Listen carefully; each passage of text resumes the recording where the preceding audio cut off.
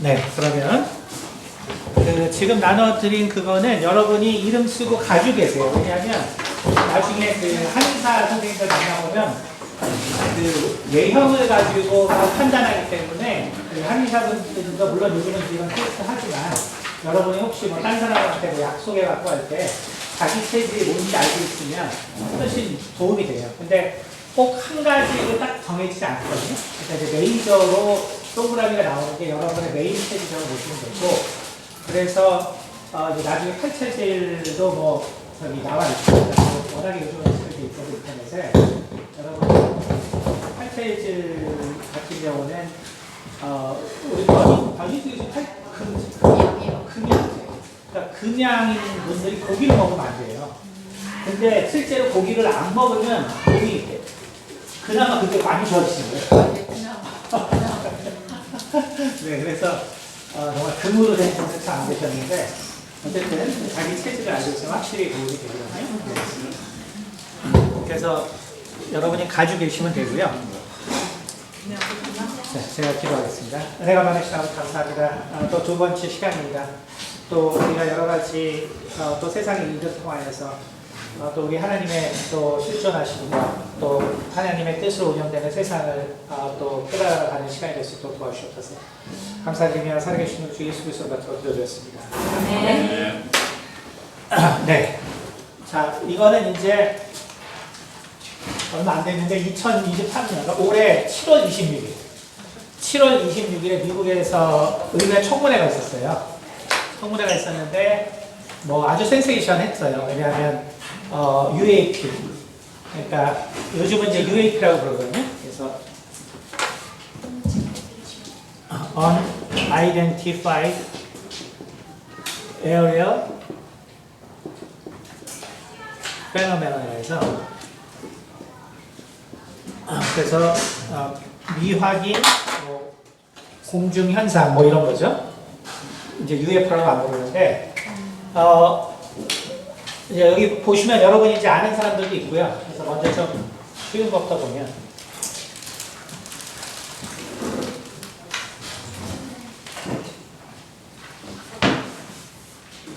이제 몇 년 전에 이제 펜타곤에서 최초로 이제 UAP 미군 공군에서 찍은 걸 공개했죠. 아시는 분 아실 거예요. 여기 보면 이제 저게 이제 미확인 비행 물체인데 대충 한 마하 2의 속도로 가고 있는 거예요. 그래서 세 가지를 공개했거든요.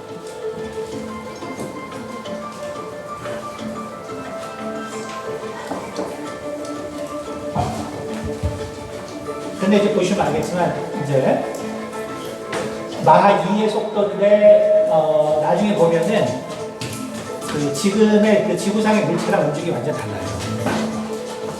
이 물체를 보시면 나오는데 여기 보시면 이제 움직이는 거나 혹은 나중에 이제 이 피하는 것들이 중력을 완전히, 그러니까 우리가 요즘 초전도체 하는데 완전히 중력을 거스리는 움직임들을 보거든요. 근데 이게 이제 몇 년 전에 미국에서 공식적으로 처음 얘기를 한 건데, 공개한 건데, 근데 이제 이거보다 더 놀라운 사건들을 이제 의회에서 청문회를 했어요. 그래서 이거 보시면, 이거 이제 변희수 교수님이 이제 저기 국제학과 교수님에서 들으시고 한국말로 해석해 주시고, 제가 할 수도 있지만 전문가. Member Garcia, 잠깐만요. the House Oversight Subcommittee on National Security. My name is Ryan Fox. 자, 이분은 이제 미국의 이제 저기 산타바바라 밑에 보면은 반더버그 해군기지 공군기지가 있어요. 거기서 이제 저기 근무하시던 분인데 2003년에 이제 아주 이제 하여간 들어보세요. 많은 이 군인들이 목격한 거라서. We convene here. Chairman Rothman, Member Garcia, members, the House Oversight Subcommittee on National Security, Burchett, and Luna. 소리가 My name is 너무 Ryan Fox Graves, and I am a former F-18 pilot with the executive service of the U.S. Navy. including 2 deployments in Operation Enduring Freedom and Operation Inherent Resolve. I have experienced advanced UAP firsthand, and I'm here to voice the concerns of more than 30 commercial aircrew and military veterans who have confided their similar encounters with me. Today, I would like to highlight 3 critical issues that demand our action. As we convene here, UAP are in our airspace, but they are grossly underreported. These sightings are not rare or isolated, they are routine. Military aircrew and commercial pilots, trained observers whose lives depend on accurate identification, are frequently witnessing these phenomena. The stigma attached to UAP is real and powerful and challenges national security. It silences commercial pilots who fear professional repercussions, discourages witnesses, and is only compounded by recent government claims questioning the credibility of eyewitness testimony. Parts of our government are aware more about UAP than they let on. But excessive classification practices keep crucial information hidden. Since 2021, all UAP videos are classified as secret or above. This level of secrecy not only impedes our understanding, but fuels speculation and mistrust. In 2014, I was an F-18 Foxtrot pilot in the Navy Fighter Attack Squadron 11, the Red Rippers. And I was stationed at NAS Oceana in Virginia Beach. After upgrades were made to our jet's radar systems, we began detecting unknown objects operating in our airspace. At first, we assumed they were radar errors, but soon we began to correlate the radar tracks with multiple onboard sensors, including infrared systems, eventually through visual ID. During a training mission in Warning Area Whiskey 72, 10 miles off the coast of Virginia Beach, 2 F-18 Super Hornets were split by a UAP. The object, described as a dark gray or black cube inside of a clear sphere, came within 50 feet of the lead aircraft and was estimated to be 5 to 15 feet in diameter. The mission commander terminated the flight immediately and returned to base. 자, 이거 이제 첫 번째 건데, 자, 이 사람이 아주 재밌는 얘기를 하거든요.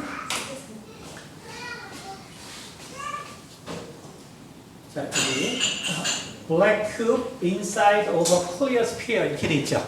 그러니까 이 사람이 이제 제가 저기 부탁을 드리려고 했는데 시간이 너무 걸리는 것 같아서 제가 일단 이렇게 증언을 이게 2시간짜리 증언이에요. 관심 있는 분은 이제 요거 그 미국 청문회 그 UAP 청문회에서 7월 26일에 한 거에서 전 세계적으로 엄청 센세이션해서 다 올라와 있으니까 2시간짜리 보시면 돼요. 근데 이제 이 사람이 비행사로서 이제 일하면서 그 이제 여러 그 사람들과 같이 뭐 모든 기록이 남아 있는 건데 2가지가 되게 재밌어요. 하나는 뭐냐면 그 UFO 크기가 얼마나 되냐면은 운동장, 그러니까 야구장만 엄청나게 큰 거예요.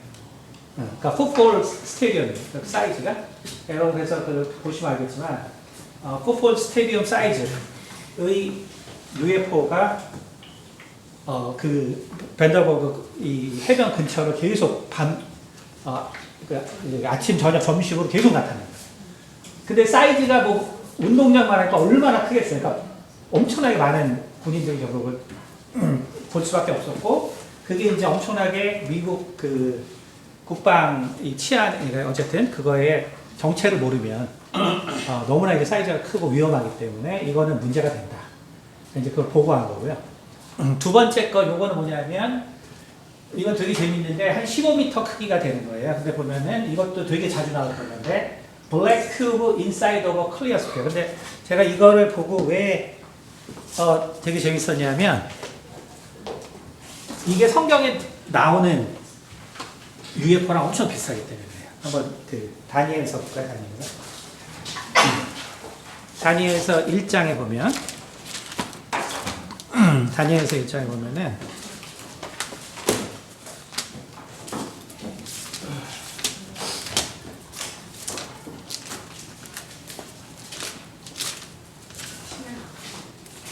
다니엘서 1장 죄송합니다. 에스겔서 1장 에스겔서 1장 에스겔서 1장 에스겔은 이제 직접 이제 그 이스라엘의 멸망을 본 사람이에요. 이스라엘 멸망. 근데 하나님이 주신 정말 그 이런 그 어떤 초능력적인 어떤 현상으로 초과학적인 현상을 본 사람인데 1장 한번 4절 볼까요? 1장 4절. 이게 실은 정확하게 말하면 이게 그 우리가 천사 중에서 세라비라는 게 있고, 그렇죠? 그 다음에 그룹이라는 게 있죠. 근데 이제 다 천사장이에요. 이거는 이제 날개 3쌍 달린 천사장이고, 이건 날개 2개 달린 천사장이에요. 그래서 세라핌은 아시겠지만 이거는 이사야서에 기록되어 있죠. 이사야서에 기록되어 있는데 오직 하나님 옆에만 있어요. 그러니까 날개가 왜 3쌍이냐 하면 눈 가리고 배 가리고 다리를 가려야 돼요. 발을. 하나님이 거룩하시기 때문에 하나님 앞에 어떤 존재도 쓸 수 없거든요. 그래서 날개 3쌍이 실은 다 가리기 위해서 있는 거예요. 그리고 이사야가 봤지만 거룩하다 거룩하시도다. 그거를 영원히 말. 그 천사에게. 근데 이게 날개 3쌍에서 가장 최고로 이제 높은 천사장. 얘는 하나님 옆에만 있어. 그 다음에 날개 2쌍 달린 천사장이 이제 우리나라 성경에는 그룹이라고 되어 있죠. 얘가 이제 2쌍 달렸어요. 얘는 뭐 하냐면 얘가 이제 메신저예요. 얘가 이제 하나님의 그 메시지를 전할 때 인간에게 나타나는데 그거를 처음 경험한 사람이 에스겔이에요. 그 장면을 얘기하고 있는데 한번 1장 4절 김태현 집사님 혹시 좀 읽어주시겠어요? 내가 보니 북쪽에서부터 폭풍과 큰 구름이 오는데 그 속에서 불이 번쩍번쩍하여 빛이 그 사방에 비치며 그 불 가운데 단쇠 같은 것이 나타나고 그렇죠. 일반적인 이제 UFO 관찰하는 사람 똑같죠. 왜냐면 일반적으로 다 빛으로 관찰하거든요. 일단은 그게 무슨 빛인지 모르지만 근데 그걸 더 가까이 가본 사람들은 그게 금속 표면으로 돼 있다고 말해요. 똑같죠. 그렇죠? 그 다음에 보세요. 5절. 그 속에서 네 생물의 형상이 나타나는데 그들의 모양이 이러하니 그들에게 사람의 형상이 있더라. 네, 쭉 읽어보세요. 그들에게 각각 네 얼굴과 네 날개가 있고 그들의 다리는 곧은 다리요 그들의 발바닥은 송아지 발바닥 같고 광냉소리같이 빛나며 그 사방 날개 밑에는 각각 사람의 손이 있더라. 그 네 생물의 얼굴과 날개가 이러하니 날개는 다 서로 연하였으며 갈 때에는 돌이키지 아니하고 일제히 앞으로 곱게 행하며 그 얼굴들의 모양은 넷의 앞은 사람의 얼굴이요 넷의 오른쪽은 사자의 얼굴이요 넷의 왼쪽은 소의 얼굴이요 넷의 뒤는 독수리의 얼굴이니. 네, 자, 그렇죠. 자, 여기서 아주 재미있는 얘기를 하는데, 자, 이거를 이제 많은 화가들이 그리려고 노력을 했어요. 그래서 이 성화를 그리는 화가들이. 근데 그리는 거 보면 알죠. 몇 명이 그렸는데 결국 포기했어요. 이걸 그릴 수가 없는 거예요. 근데 이제 이 사람 증언이 너무 재밌는 게 뭐냐면, 뭐라 했냐면, 블랙 큐브가 어디 있냐면은 클리어 스피어 안에 블랙 큐브가 있다고 했어요. 이게 계속 서로 안에서 로테이팅 하는 거예요. 근데 보면은 여기 지금 면이 4면이 있잖아요. 그쵸? 4면이. 근데 이게 돌고 밖에가 돈다고 생각해 보세요. 그럼 성경에서 말하는 것처럼 바퀴가 뭔가 계속 도는 형태가 돼요. 이게 투명하다 그래요. 여기 보면은. 그리고 여기 보면 이제 성경에 보면 하나는 사자, 하나는 소, 하나는 독수리, 하나는 사람. 그쵸? 혹은 이제 그래서 독수리, 소, 사자. 이제 천사장에 따라서 이 사람이냐, 요 마지막은 좀 다른데. 근데 요게 이제 결국은 이 천사의 어떤 성질을 말하죠. 성질을. 근데 여기서 어떻게 운행하냐고 그랬냐면 그 얼굴을 따라 이 면을 따라서 운행한다고 그랬어요. 그러니까 지구상의 물체는 머리가 있어서 항상 방향이 있잖아요. 근데 얘는 어떻게 움직이게 돼 있냐면 면을 따라서 그냥 움직인다고 그랬어요. 이 머리를 따라서 그냥. 근데 실제 UFO도 그렇게 움직여요. 방향 턴을 안 해요. 그냥 이런 식으로 움직여요. 그래서 성경에 기록된 거랑 이 사람이 본 거랑 매치해요. 이게 상당히 여러 개 많이 발견돼서 기록한 이 사람이 집어넣었거든요. 그러니까 그래서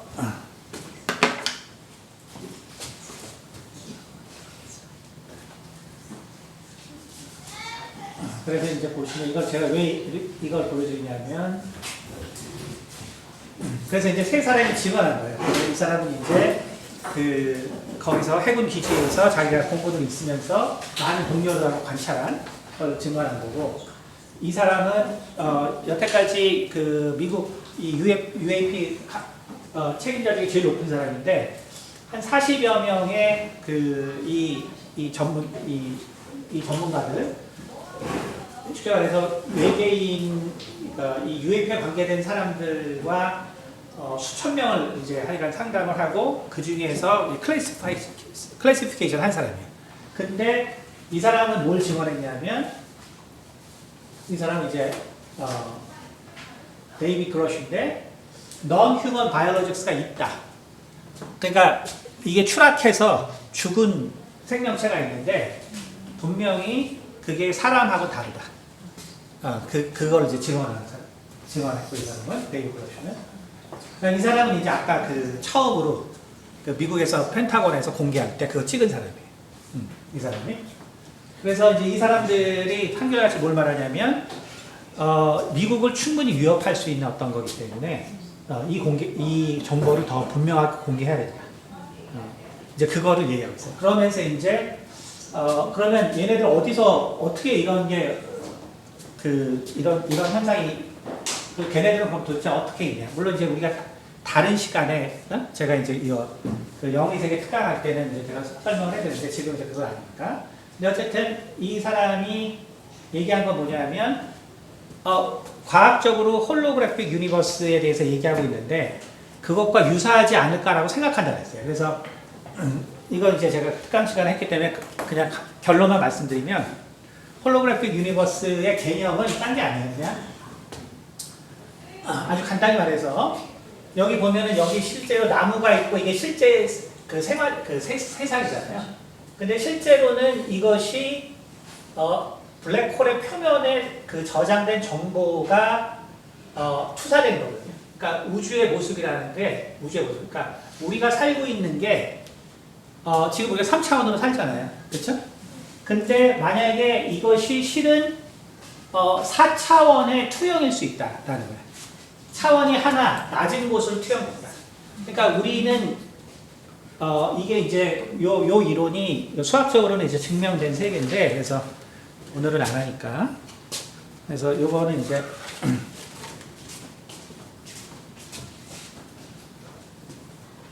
어쨌든 그래서 여기 보면 이제 ADS-CFT 그 이제 이론을 통해서 하여간 간단히 말씀드리면은 우리가 마치 여기 홀로그램이라는 건 뭐냐면은 2차원의 정보지만 3차원 세계가 보이는 것처럼 마찬가지로 우리가 실은 3차원의 세계지만 4차원의 투영이 되는 것처럼 거꾸로 4차원이 3차원에 투영되고 또 3차원이 2차원에 투영될 수 있어요.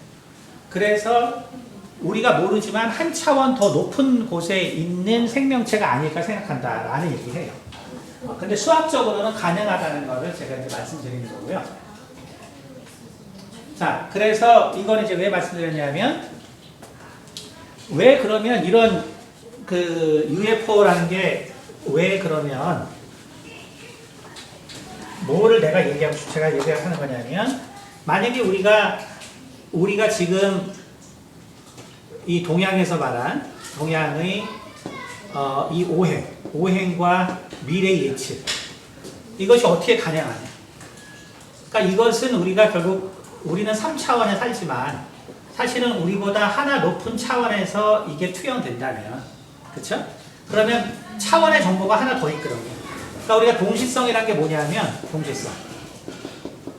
동시성이라는 게 뭐냐면 실은 이렇게 평행한 것처럼 보이지만 어떤 차원이 연결돼 있으면 실은 이게 없을 때는 연결 관계가 없는 것 같지만 만약에 차원이 하나 더 있어서 만약에 연결이 됐다면 사실은 서로 연결돼 있는 거예요.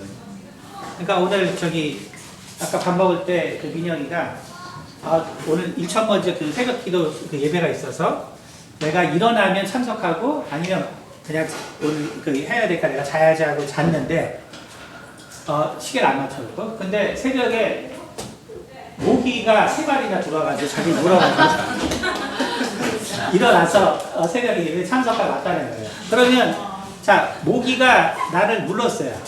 그럼 내가 5시에 일어나야 되는데 어때요? 무슨 관계가 있나요? 그렇죠. 그냥 보면 아무 관계가 없잖아요. 근데 뭔가 더 높은 한 차원 더 높은 데서 우리에게 이 연결, 모기가 묻은 것과 인형이가 일어나야 되는 걸 연결해 줬으면 이게 동시성이라는 거예요. 그러니까 한 차원 더 높은 곳에서 우리 눈에 보이지 않지만 계획한 게 있다는 거죠. 그걸 말하는 거예요. 그러니까 결국은 우리가 이런 UFO가 이렇게 이제 제가 이제 말씀드리면 성경을 보면 결국 UFO라는 거는 이거는 사실은 천사들의 활동과 관계되어 있어요. 천사들의 활동과 관계되어 있어요. 그래서 향후는 이 천사들의 활동이 더 많아져요. 왜냐하면 우리가 데살로니가 후서 보면은 지금은 막는 것이 있어서 그 사단이 자기의 때에 나타날 때까지 막는 게 있다 그랬어요. 그러니까 세상의 그 멸망 전까지. 왜냐하면 사단이 그 악한 영의 세력이 여기서 활동하면 인간은 상대가 안 돼요. 그거는 인간이 감당할 수 있는 문제가 아니에요. 그래서 지금은 그때 나타나도록 막는 게 있다고 했거든요. 근데 마지막 때가 되면 어떻게 되냐면 요한계시록에 나오지만 결국 사단의 무리들이 이 세상에 전면적으로 등장하는데 그 능력은 죽은 자를 살리기까지 한다고 했단 말이에요. 그렇죠? 근데 그때 결국 이거를 멸하는 게 누구예요? 천사들이죠. 우리가 자꾸 천사들을 만나고 싶어 하는데 천사들을 눈에 안 보고 경험하는 거는 좋은 거예요. 평화의 때이기 때문에. 우리가 눈에 보이기 시작하죠. 이건 심판이 있기 때문에 보입니다. 그러니까 성경을 보세요. 천사들이 눈에 보인다. 반드시 심판이 있어요. 왜냐하면 천사들은 범죄하지 않기 때문에 긍휼이 없어요.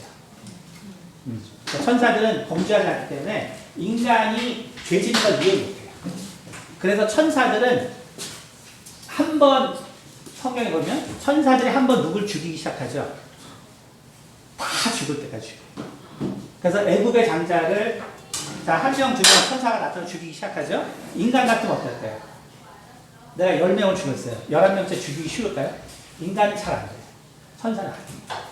천사는 죄에 대해서는 절대로 용서하고자 하는 마음이 없기 때문에 그래서 천사가 나타나면 다 멸망해요. 그래서 소돔과 고모라가 완전히 멸망하는 것이고 요한계시록의 마지막에는 천사들의 활동이 극심한 거는 결국 세상의 심판 때문입니다. 그러니까 여러분이 그래서 여러분 살면서 반드시 이 UFO 현상들이 많아져요. 그럼 세상 끝이 그때가 시작돼요. 그거를 참고하죠. 그러니까 지금 이제 이런 증언들이 많아지잖아요. 그렇죠? 그건 이제 세상의 마지막 때가 다가오고 있다라는 것을 이야기하는 거죠. 그러면 중요한 건 뭐냐면 이러한 현상들을 통해서 제가 얘기하고 싶은 건 뭐냐면 결국 이 모든 것들을 볼 때 세상은 우연히 있는 게 아니라 이 세상을 만든 존재가 있다. 그것이 바로 하나님이고 바로 하나님께서 이 세상을 어떤 정말 하나님의 뜻에 따라서 만드신 거죠. 그러니까 우린 성경을 통해서 그게 뭔지 알죠. 그건 우리가 하나님께서 결국은 하나님의 자녀 삼으시기 위해서 우리 인간 사람들을 그것이 이제 하나님의 뜻인 거죠. 그래서 여러분이 이러한 이제 제가 어쨌든 이 UFO를 소개해드린 거는 지구상의 어떤 법칙과는 전혀 다른 법칙으로 살아가는 존재가 있고 그 존재들은 우리보다 한 차원 뛰어나거나 어쨌든 어떤 원리적으로 우리보다 뛰어나기 때문에 결국은 우리가 이 동양에서 이 미래를 예측하는 것이 불가능한 것이 아니라 우리가 차원이 다른 세계에서 산다면 공간이라는 것에 어떤 의미가 항상 존재한다. 그렇죠? 그래서 공간과 시간이 의미가 존재한다. 이거가 처음 나오는 게 뭐냐면 창세기 2장이에요. 창세기 2장. 창세기 2장에 뭐가 나오냐면 하나님이 세상을 다 만든 다음에 뭘 하셨냐면 일곱째 날에 복을 주세요. 일곱째 날. 이게 언제예요? 안식일. 그러니까 여러분 그래서 모든 날이 똑같지가 않아요. 성경에 보면. 그러니까 월요일하고 화요일이 같고 수요일 목요일 다 같고 날짜만 다른 거죠. 전혀 아니에요. 일요일이 되면 일요일에 주는 복이 따로 있어요. 그 공간에서. 그러니까 그 시간에서는 그 시간에 해당하는 곳에서는 다른 법이 있고, 근데 어때요? 우리 크리스찬들은 그러니까 주일, 일요일, 그렇죠? 그러니까 토요일이 안식일이고, 주일이 일요일이잖아요. 그러니까 우리는 주일에 모였잖아요. 거기는 결국은 그 시간대에는 바로 시간의 법이에요. 그러니까 여러분이 그래서 이거를 아셔야지만 내가 사막이 있고 그 다음에 여기 캘리포니아에 땅이 있다. 자, 농사를 어디다 줘야 돼요? 사막에 지면 이거는 망하는 거죠. 자, 내가 시간이 있는데 내가 정말 내 능력 밖의 도움을 얻고 싶다. 그렇죠? 이걸 우리가 주일이라고 치면, 주일은 안식일 주일이라고 치면, 그러면 우리는 이 시간 중에 어느 시간에 하나님한테 나와야 돼요? 약속한 때 나와야 돼요. 약속한 때. 그래서 주일을 성수하는 것은 약속이 있기 때문에 내가 약간 우리 그 캐톨릭은 죄송합니다. 캐톨릭은 토요일이 뭐죠? 이게 다 다른데 금요일날 예배 드리는 거 이슬람 교회예요. 하나님이 이슬람 사람들은 인간을 금요일에 만들었다고 해요. 이게 왜냐면 6일째입니다. 원래 6일째 만들었습니다. 그러니까 그날 하나님께 나와서 경배해요. 그러니까 유대인들은 어때요? 안식일 이때 하죠. 그 다음에 주일날 하는 건 뭐예요? 기독교죠. 근데 여기 그 다음에 그 천주교. 근데 그 천주교는 또 토요일날 또 예배 드리거든요. 왜냐면 마리아에게 예배 드리는 또 날이에요. 그러면 마리아에게 예배드리나 예수님께 예배가 똑같다고 쳐요. 그럼 우리가 보세요. 내가 똑같으니까 나 토요일날 예배드릴게요. 이러면은 약속이 없는 날이에요. 무슨 얘기인지 알겠죠? 그러니까 결국은 우리가 시간이라고 다 같은 시간이 아닌 거예요. 무슨 얘기인지 알겠죠? 시간도 결국 공간화되어 있기 때문에 그 시간대에는 다른 의미들이 거기 존재하는 거예요. 그걸 이제 여러분이 그래서 이런 우리가 모르는 어떤 초월적인 현상, 그러니까 UFO라는 건 우리 눈에 보이지만 실은 눈에 안 보이는 귀신이라든지 그런 영적 현상은 더 많죠. 그렇죠? 그러니까 이제 그런 부분들을 여러분이 이해하시면 시공간이 그냥 우연히 된 것이 없고 결국 하나님의 뜻이 모든 곳에 이제 있다라는 것을 여러분이 이제 추론할 수 있겠죠. 자, 그러면 그럼 우리가 이제 의학이라는 게 어떻게 발달했나 한번 생각해보세요. 이게 여러분이 이제 그 세상 모든 거는 다 논리가 있어야 그 진행이 되고 빨리 발전하게 있어요. 그러니까 예를 들어서 서양 의학은 어떻게 이렇게 발달했나? 그렇죠? 실은 서양 의학이라는 거는 발달한 지가 얼마 안 돼요. 서양 의학이라는 게 진짜 발달한 거는 19세기 중엽이에요. 19세기 중엽. 근데 서양 의학의 발달의 이론이 있어요. 사원소론이 있고요. 그쵸? 근데 사원소론은 사람의 그 혈액, 쉽게 말해서 사람의 몸 안에는 액체가 있는데 4가지 액체가 있다. 이 4가지 액체의 균형이 깨져서 병이 생겼다. 이게 사원소론이에요. 근데 이거 효과가 별로 없어요. 다만 액체였기 때문에 사혈법. 그래서 그 서구에서는 블러드 렉틴이라는 이게 대표적인 치료법이에요. 그러니까 의학이라는 것이 성립할 때 바탕이 되는 백그라운드 이론이 반드시 있어요. 그러니까 인간은 논리적이기 때문에 어떤 일이 일어날 때 반드시 그것을 설명할 수 있는 백그라운드가 있어야 돼요. 서양에서 뭐였냐? 그거는 인간에게 있는 액체, 몸의 액체의 균형입니다.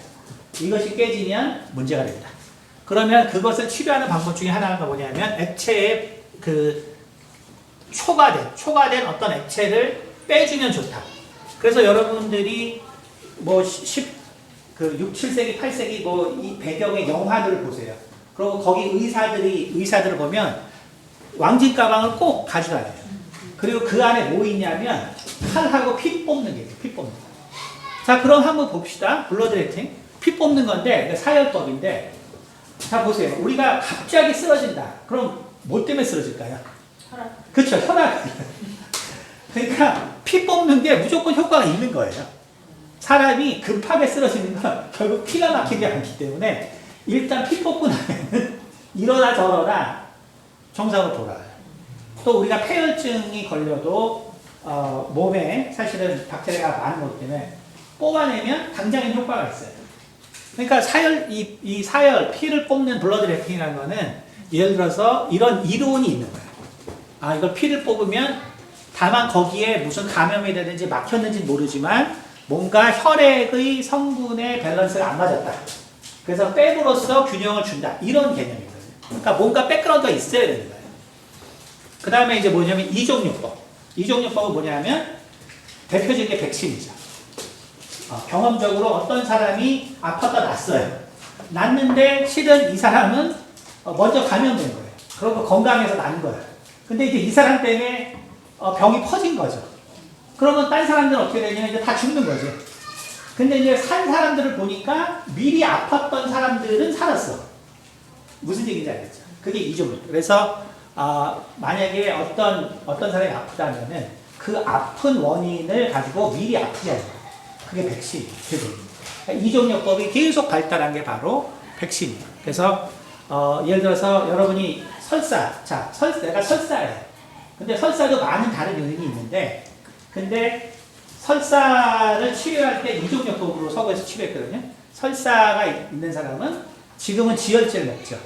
왜냐하면 지금은 엔타이바이오틱스가 있기 때문에, 항생제가 있기 때문에 그걸 먹어서 미생물을 죽이고 그 다음에 설사를 멈추는, 그건 뭐냐면 이종요법이고, 동종요법이라는 건 뭐냐면은, 그러니까 설사가 나는 걸 멈추게 하는 거. 근데 그러기 위해서는 항생제라는 게 발견이 됐어야 되고, 그전에는 어떻게 했냐면은 동종요법을 했어요. 그러니까 설사를 한 사람은 또 설사를 해요. 그러니까 제가 아까 백신도 그러니까 동종요법이에요. 그러니까 미리 아프면은, 비슷한 걸 아프면 그 다음에 걸려도 아프지 않다. 그게 이제 백신이고, 동종요법 계속 그런 건데, 내가 설사를 하는 사람은 옛날에 어떻게 했냐면은 소금물이나 이런 염류를 많이 먹었어요. 그래서 설사하는 사람은 더 설사를 하겠어요.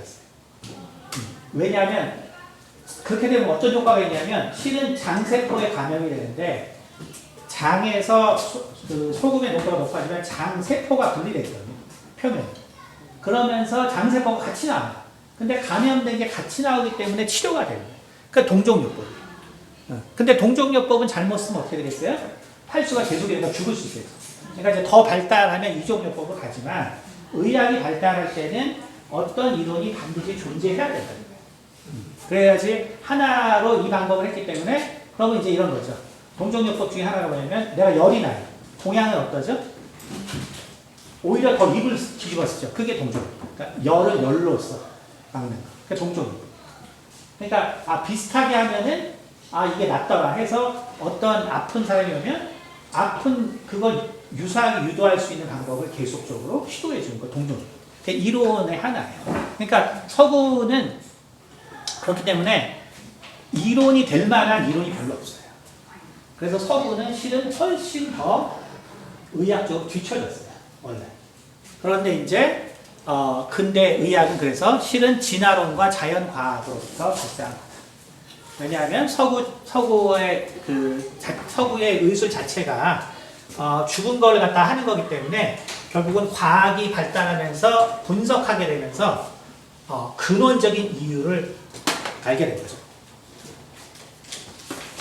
자, 그러니까 이제 이런 얘기를 했어요. 아까 우리 집사님 질문하셨는데, 동양 사상을 생각하면, 목사님이 이제 이렇게 설명해 주니까, 하나님에 대해서 더 쉽게 알 것 같다. 그쵸? 우리나라 사람들 어때요? 이제 하나님을 섬기잖아요. 그쵸? 그러니까 살아있는 것으로 우리가 경험하고, 우리가 다 음양오행이라는 걸 하니까, 그쵸? 그게 우리가 쉽게 이해가 되잖아요. 근데 서양 사상은 어때요? 우리가 보통 신학하면 어떻게 된다 그러죠?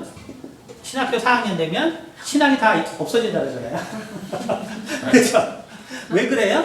이건 다 분석해놨기 때문에. 이거 통합적으로 하나님을 아는 게 아니라 하나하나씩을, 그러니까 보세요. 우리가 예정론. 이거 뭐 예정론 모르면은 이거 뭐 구원 못 받는 것처럼 막 들리잖아요. 그렇죠? 그러니까 이걸 갖다 깊이 이렇게 해버리면 이게 전체 하나님이 아니라 분석해놓은 하나님이잖아요. 그렇죠? 그러니까 이게 인간이 분석하다 보면 더 과하게 가는 거야, 더 과하게. 그러니까 우리가 전혀 모르는 신학적 용어들이 등장하죠. 성경에 없는 거. 그렇죠? 그러니까 신학을 다 배우고 나도 하나님이 뭔지 모르겠어요. 왜냐면 다 분석해 놓은 거니까 통합을 못해. 근데 동양 사고는 다 통합을 해놨기 때문에 그 둘이 뭉실하지만 그냥 다 대충 알겠는 거예요. 그게 이제 엄청난 차이가 있는 거예요. 그 사상적 차이가. 그 대신 여기는 이제 분석을 했기 때문에 이제 노하우가 축적되면서 엄청난 파워를 일으키고 있지만 본질적인 결국 이거를 결국 이제 통합해야 된다라는 거를 여러분 이제 알 수 있을 거야. 자, 그러면 우리가 이제 약이라고 하면은 파마시라고 하죠. 파마시인데 근데 이 파마시라는 거는 이제 파마콘이라는 단어에서 헬라어에서 나오는 건데 원래 이거의 뜻은 저기 있는 거죠. 리메디, 포이즌, 스케이프고트. 그래서 약이라는 거는 기본적으로 뭐예요? 소량 쓰면 약이고 대량 쓰면 이거는 독이다. 그렇죠? 이게 결국은 음양의 이론이에요. 그러니까 아까 우리가 방위를 얘기했잖아요. 자, 약과 독이 이게 어떻게 같냐? 아니에요. 이게 적게 쓸 때 약이고 많이 쓰면 독이에요. 그러니까 독립도 돼 있지만 사실 연결되어 있는 거예요. 그러니까 동양은 항상 이 관계 속에서 모든 것들을 바라봐요. 그래서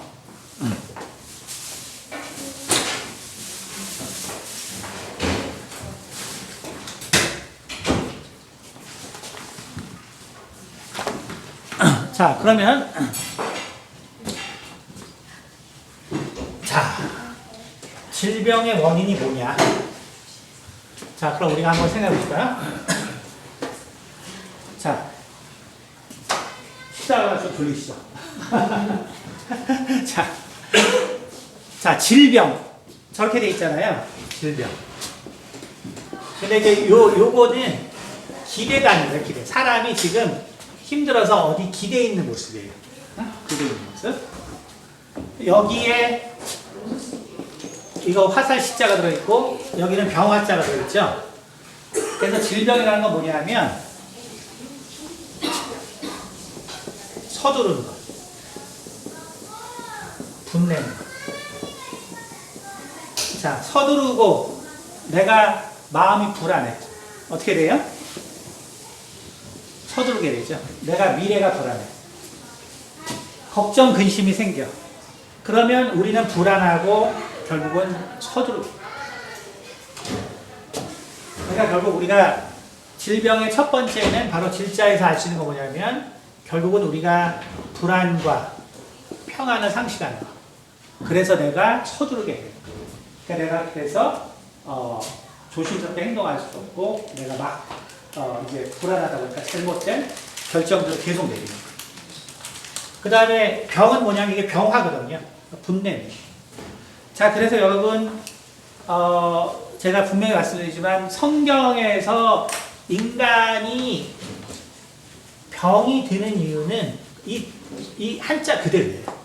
전도서 5장 10절 보니까 일평생을 어두운 데서 먹으며 번뇌와 병과 분노가 저에게 번뇌, 걱정과 염려 때문에 끊임없이 내 마음이 요동친 거예요. 그쵸? 병, 분노. 저기서 이제 병이 항상 따르게 됩니다. 저는 실장 구절에 급한 마음으로 노를 바라지 말라. 그쵸? 급한 마음이 생기면. 그러니까 내가 불안해.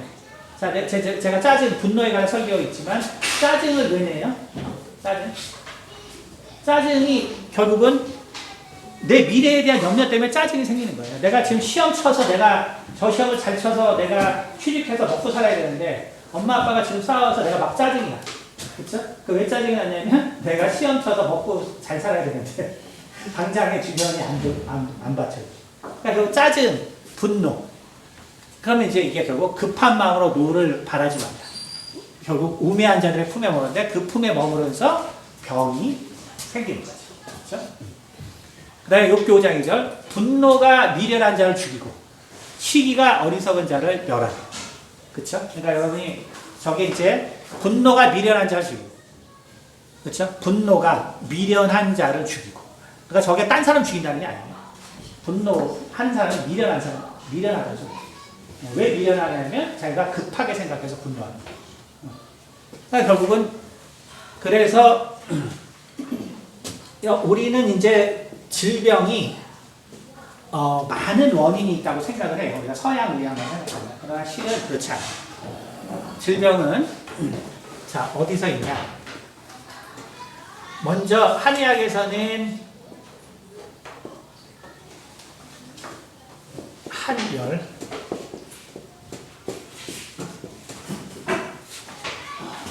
그 다음에 정신, 그 다음에 이제 곡기. 자, 세 가지. 자, 인간이 제가 좀 간단히 해드릴게요. 일단은 여기 좀 내용이 많기 때문에 제가 이제 간단하게만 좀.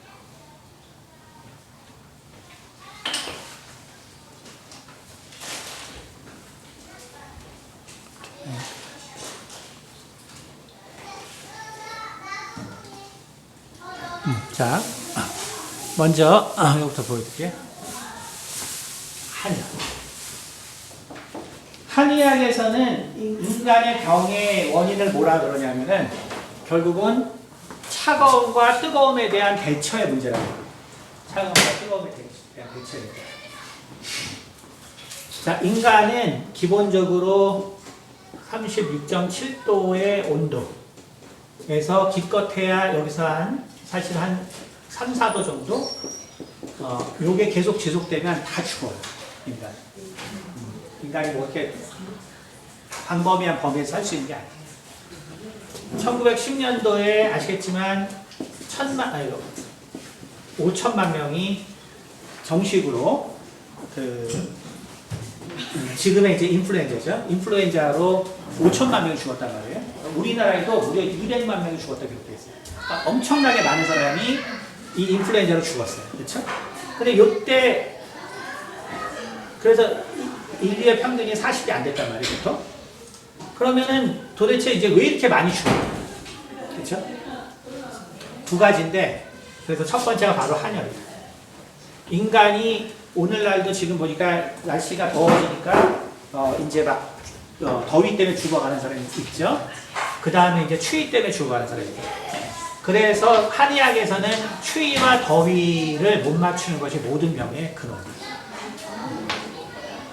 그런데 여기 있는 것처럼 지금 보시면 여기 에너지 소모량인데 1970년대부터 석유랑 석탄을 대량으로 쓰면서 전기가 발달하면서 어떻게 되냐면 결국 에어컨하고 그 다음에 난방기가 도입돼요. 이것이 결국은 인류의 수명을 늘린 절대적인 원인입니다. 그러니까 서양 의학이 아니라 인간의 수명을 늘린 것은 바로 에어컨과 난방. 그래서 우리가 외부의 온도에 대처할 수 있는 능력이 생깁니다. 그래서 이것이 첫 번째고, 다시 말해 이걸 거꾸로 말하면 한의학이라는 것이 왜 힘을 못 쓰냐면 그거는 서구의 의학이 발달해서가 아니라 바로 에어컨과 난방이 발달했어요. 그러면서 인간이 이 몸이 체온의 변화를 심하지 않게 겪을 수 있는 그런 문화가 만들어져서 이것이 첫 번째고, 그 다음 두 번째는 뭐냐면 곡기. 자, 먹는 거는 뭐 당연한 인간에게서 필수예요. 우리가 어떤 걸 먹는. 근데 기본적으로 못 먹으면 죽는 거예요. 그렇죠? 그러니까 우리가 이 하버보시가 이 하버보시법을 저걸 이제 금속 촉매 PT 플라티늄을 써가지고 이제 만드는 건데, 보시면은 원래 공기 중의 질소는 식물 중에서도 일정 그 곰팡이 종류밖에는 고정을 못 시켜요. 왜냐면 N2가 너무 안정하기 때문에 이거 화학 반응 일으키기 되게 어려워요. 그래서 성경에 보면은 7년, 6년 땅을 하고 그다음에 1년 쉬라고 했잖아요. 왜 그러냐면 7년째 되면 그 박테리아들, 곰팡이들 기능이 상실이 돼가지고 질소 보존을 못 시켜요. 그렇기 때문에 결국은 계속 땅을 쓰면 땅이 황폐해요. 그래서 반드시 1년은 놀려줘야 돼요. 그거는 성경뿐만 아니라 농사 짓는 지역에서 다 알아요. 그래서 휴경지가 원래 있어요. 돌아가면서 놀게 해요, 원래가. 근데 하버보시가 1914년, 7년 정도에 N2, 공기 중의 질소를 수소랑 금속 촉매를 이용해서 결국 암모니아를 만들어요. 암모니아를 만드는 걸 통해서 결국 암모니아 염을 만들어요. 그래서 염화 암모니아 이런 걸 만들어서 비료를 쓰는 겁니다. 그러니까 여러분의 지금 몸을 구성하고 있는 질소의 75%가 하버보시법으로 만듭니다. 그러니까 다시 말하면 두 번째 인류의 수명은 바로 녹색혁명을 통해 이걸 녹색혁명이 일어난 반응이거든요. 그러니까 지금은 이 땅을 놀리는 땅 없죠. 왜냐면 비료를 주면 돼요. 지금은 더 이상 곰팡이 의지 안 하니까 그냥 하면 됩니다. 자, 그래서 두 번째는 바로 인간이 충분히 먹었기 때문이에요. 그러니까 한의학이라는 것이 오늘날 별로 그렇게 아주 중요하게 안 보이는 이유는 한의학에서 병의 원인으로 했던 두 가지가 과학의 발전으로 해결됐기 때문에 기본적으로 이게 못 먹어서 생기는 병이 되게 많아요. 증상을 보면. 그 다음에 한열을 그걸 해줘서 못한 게 되게 많아요. 그 증상이. 근데 이제 이게 해결이 되니까 한의학이 별로 큰 필요가 없는 것처럼 보입니다. 그리고 우리도 실은 건강해진 거예요. 건강해진 거예요. 그러니까 다시 말하면, 다시 돌아면 1910년대에 인플루엔자로 5천만 명 죽었어요. 근데 여러분이 2000년대 보면은 요때 다시 AI부터 시작해서 인플루엔자가 다시 천거했거든요. 근데 전 세계적으로 죽은 사람은 100만 명이 안 된단 말이에요. 그럼 왜 이렇게 달라졌을까요? 지금 인플루엔자를 막는 약이 뭐죠? 타미플루. 타미플루는 이거 한 2003년부터 판매 시작됐잖아요. 근데 요때 죽으나 지금 죽으나 비슷해요, 죽은 사람. 그러니까 타미플루가 없어도 돼요. 없어도 죽는 사람은 비슷해요. 그러면 타미플루 왜 쓰냐? 타미플루 먹으면 72시간에 먹으면 하루만 아파요. 근데 타미플루 안 먹으면 길게는 10일 동안 아파. 그러니까 아픈 기간을 줄이는 거지 그렇다고 죽지는 않아요. 왜 안 죽냐면 우리가 결국은 잘 먹고 열을 컨트롤할 수 있고 무슨 얘기인지 알겠죠? 그렇기 때문에 여러분이 알아야 되는 게 동양에서는 결국 한의학에서 질병의 원인은 이 두 가지가 아주 큰데 이것이 과학으로 말미암아 극복이 된 거예요. 극복이. 그래서 그러면 한번 봅시다. 그럼 서양에서는 서양의학은 그래서 동양은 사실 동양은 진짜 치료의 개념이 있어요. 치료의 개념이 있어요. 자, 왜냐하면 한의학의 장점은 애초부터 이 정신이 쉽게 말해서 스트레스.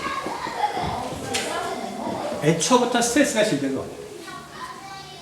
그러니까 여러분 보세요. 오늘날 우리가 사는데 자, 못 먹는 사람 있어요, 여기? 그럼 교회에서 지원 좀 해줘. 혹시 냉방, 난방 안 되는 사람 있어요? 이것도 지원해줘. 자, 이게 되면은 엄밀히 말해서 자, 서양의학은 뭐 잘하는 거냐면 감염, 그 다음에 사고, 그 다음에 유전병 이거예요. 서양의학은 여기 특화된 거예요. 치료가 아니에요. 서양의학. 그러니까 다시 말하면 자, 우리가 그냥 살아가는데 내가 이거 두 개가 문제가 안 되니까 문제는 뭐예요? 정신이에요.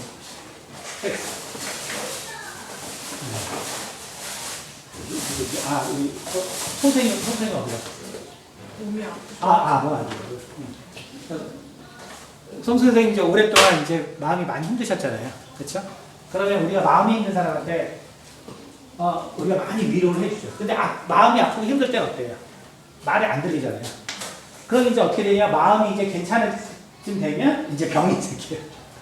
왜냐하면 이게 정신이 몸에 그러니까 여러분 그래서 내가 오래 힘들고 막 할 때는 어때요? 나 죽고 싶어.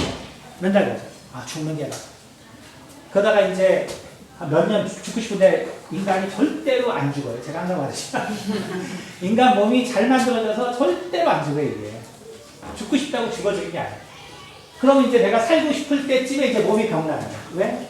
정신이 나를 다 육체를 갉아먹고 그럼 그때부터는 이제 살고 싶어도 몸이 안 따라가는 거예요. 무슨 얘기야? 그러니까 정신이라는 것이 한의학에는 애초에 들어있어요. 그래서 제가 이제 한의학을 이렇게 다룬 이유도 정신질환자를 상담하기 때문에 결국은 그 사람들을 통합적으로 이해하기 위해서 사실 이 한의학적인 부분을 다루는 거예요. 서양의학은 그게 안 돼 있고요. 서양의학은 어때요? 정신의학이 따로 돼 있어요. 따로 돼 있어요. 그쵸? 따로 돼 있으니까 뭐 이렇게 내과 가보세요. 뭐 무슨 과 가보세요. 정 안 되면 이래저래 안 되는데 신경과 가세요. 그쵸? 근데 그게 그렇게 될 수 있는 게 아니잖아. 그쵸? 통합적으로. 자, 그러니까 서양의학은 실제로는 고치는 게 아니고, 자, 감염은 뭐 하는 거예요? 이거는 죽이는 거죠. 이거는 치료하는 게 아니에요. 미생물을 죽이는 거예요. 죽여서 인간의 면역세포가 감당할 수준으로 만드는 거예요. 그러니까 인간의 세포가 절대로 이 미생물을, 초과된 미생물을 죽일 수 없어요. 그럼 인간은 언제 다 낫냐면 내 세포가 어느 정도 양의 미생물을 컨트롤할 수 있으면 나요. 그래서 모든 치료는 그렇기 때문에 여러분이 제가 강조하는 게 내 몸이 치료하는 거예요. 그걸 아주 정확해요.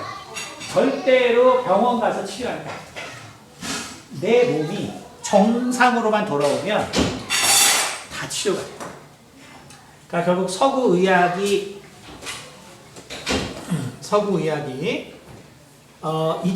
1900년대 드디어 초에 항생제가 이제 발견되기 시작해요. 그러다 이제 1985년에 우리가 아는 지금의 이제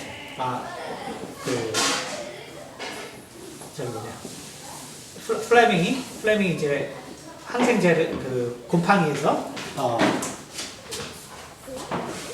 마이신이라고 하는 것들 갖다 이제 찾아냈죠. 근데 이때 요게 치료한다고 생각했어요. 그래서 서구의학이 인간을 치료한다고 얘기했어요. 그러다가 치료하는 것이 아닌 걸 안 게 뭐냐면 바로 에이즈. 에이즈는 뭐냐면 면역세포가 감염되는 거예요. 그러니까 에이즈 환자들은 어떻게 되냐면 뭘로 죽냐면 다 감기로 죽어요.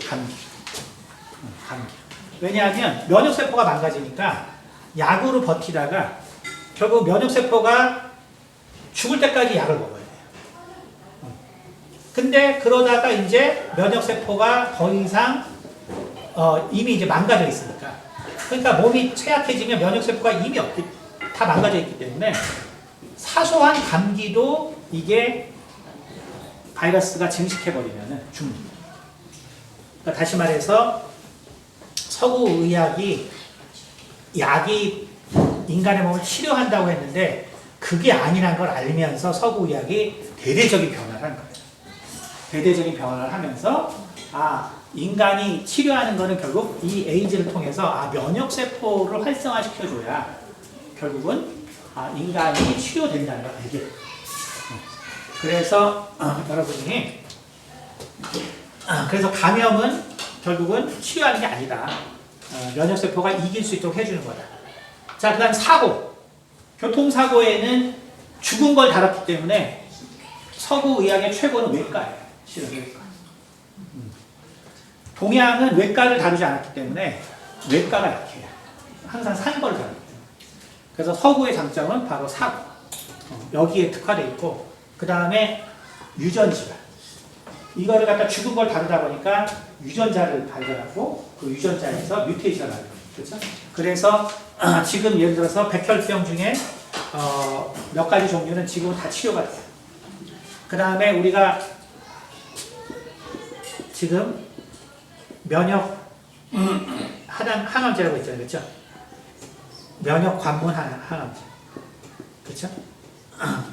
그러니까 최근에는 그러니까 이런 면역 관문 항암제 이런 것들을 여러분이 아셔야 되는 게 우리가 착각하는 게 의사들의 실력은요 똑같아요. 하나도 발전한 없어요. 오해하면 안 돼요. 이 모든 항암제들은 다 이거 생물, 그 다음에 화학, 그 다음에 약학하는 사람들이 만든 거지 의사들은 그냥 사용만 하는 사람들이에요. 그러니까 의사가 더 알 거라고 생각하면 큰일이에요. 그리고 이 모든 이 약의 기전은 과학이에요. 의학이 아니라. 그걸 알아요. 그래서 여러분이 결국 인간은 그 이제 우리가 걱정할 게 뭐예요? 먹는 거, 정신, 요걸로 요약돼요. 그렇죠.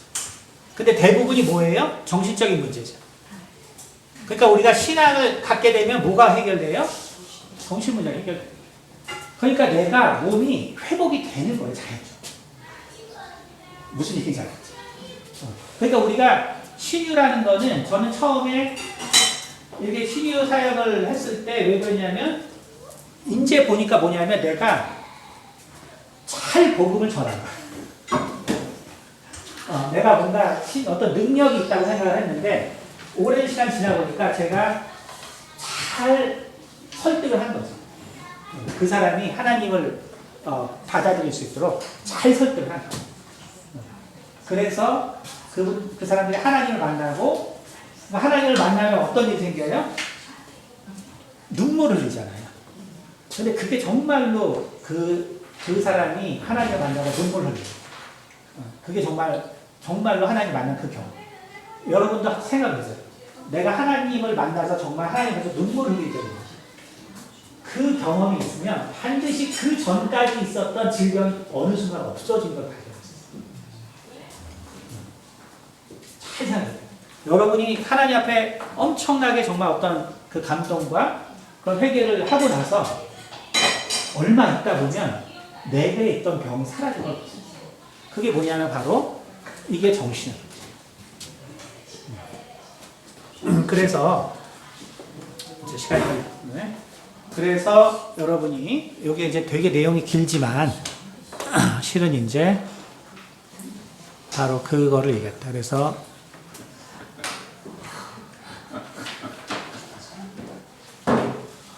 그래서 제가 이제 좀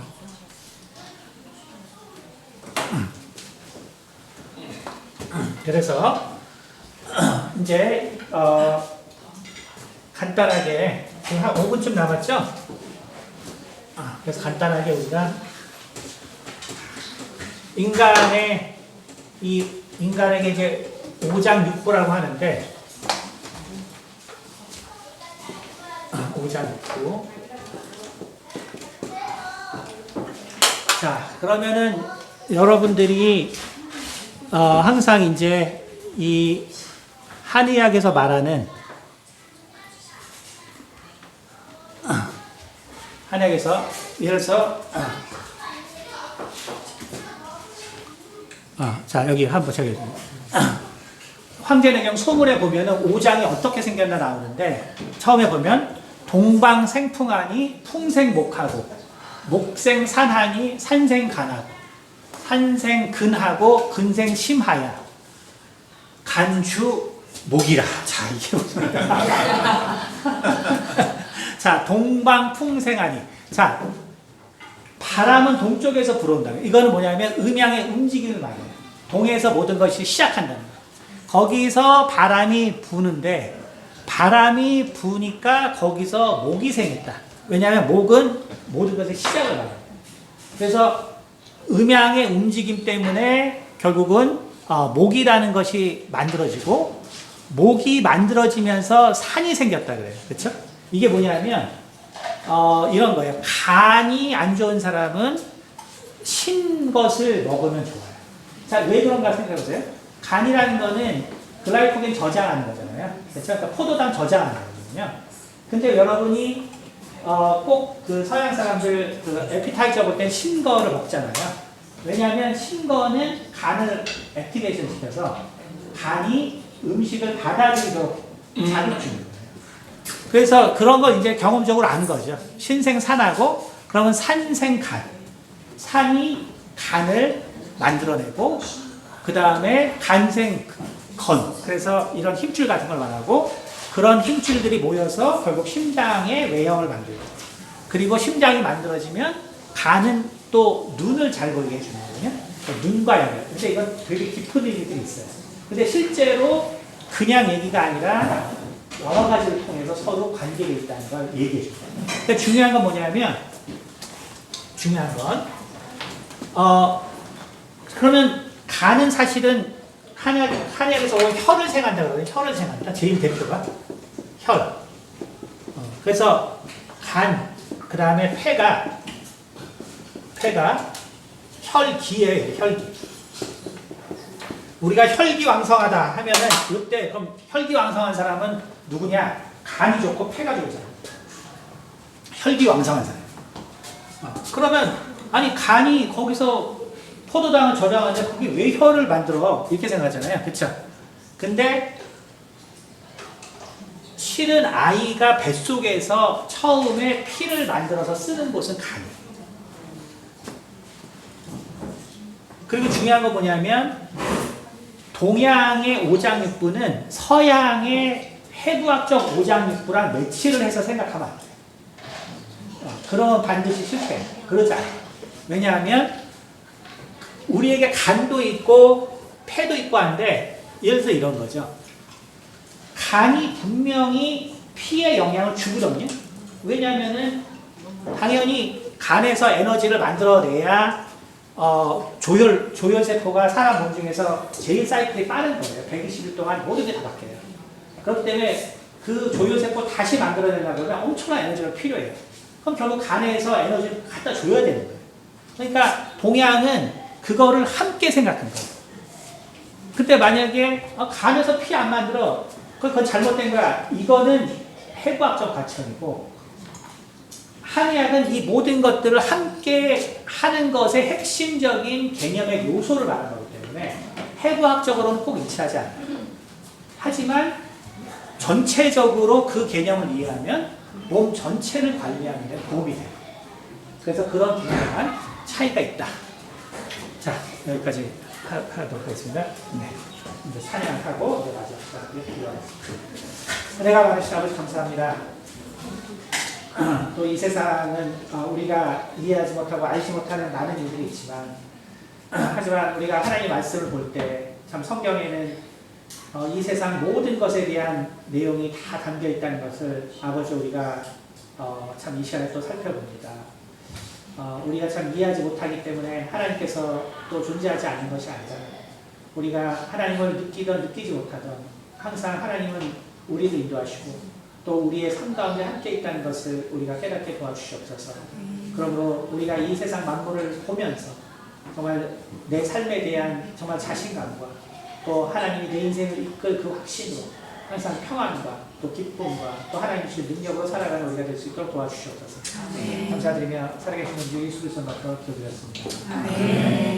네, 그러면 5분 동안 준비하시면서 찬양